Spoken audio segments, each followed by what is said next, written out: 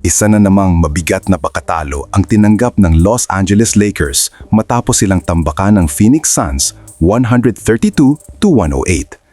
Matapos ang laro, nagsalita sina LeBron James, Austin Reeves at head coach JJ Redick at malinaw sa kanilang mga pahayag na hindi nakatanggap-tanggap ang sunod-sunod na pagkatalo ng team. Sa post-game interview, diretsahang sinabi ni LeBron James ang naaramdaman ng buong kupunan. Ayon sa kanya, "Obviously, you don't want to keep stacking L's, that's for sure." Sa larong ito, nagtala si LeBron ng 23 points, 2 rebounds at 6 assists. Pero hindi ito naging sapat para pigilan ang pagbagsak ng Lakers. Mula first quarter pa lang, hirap na ang Lakers sa depensa, lalo na sa transition at perimeter coverage, dahilan para makuha agad ng Suns ang momentum.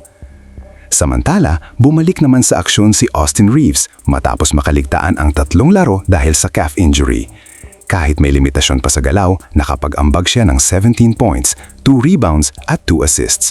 Pero para kay Reeves, hindi sapat ang individual effort. Ayon sa kanya, everybody's gotta be locked in on every possession. Ibig sabihin, hindi lang opensa ang problema ng Lakers, kundi pati focus at effort sa bawat depensibong possession.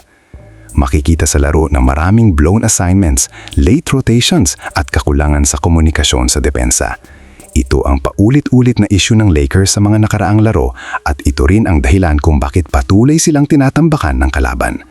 Kahit may mga scoring run, mabilis din itong nabubura dahil sa defensive lapses.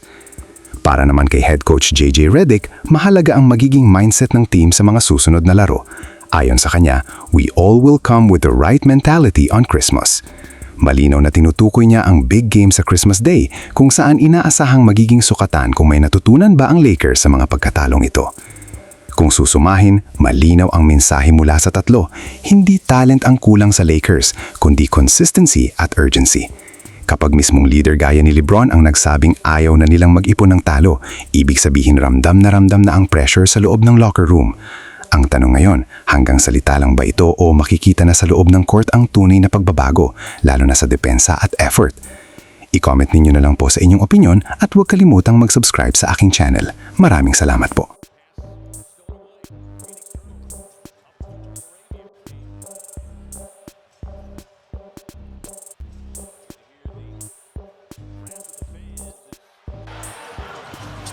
Lakers on the run. Smart from the corner. Not playing that game Saturday night.